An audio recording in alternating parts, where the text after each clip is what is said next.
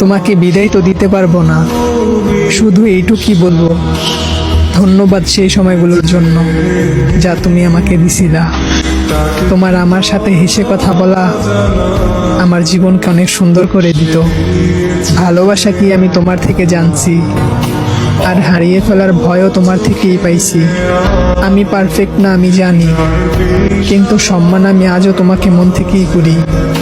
যদি আমার কোনো কথায় তুমি কষ্ট পেয়ে থাকো, তাহলে মন থেকে মাফ চাই আমি।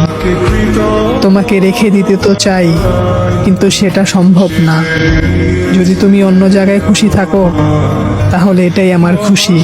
শুধু এইটুকু মনে রেখো, আমি ঘৃণা করতে পারিনি তোমাকে, কেননা তুমি আমার জীবনের সেই গান যা আমি গাইতে পারবো না আর না ভুলতে পারবো।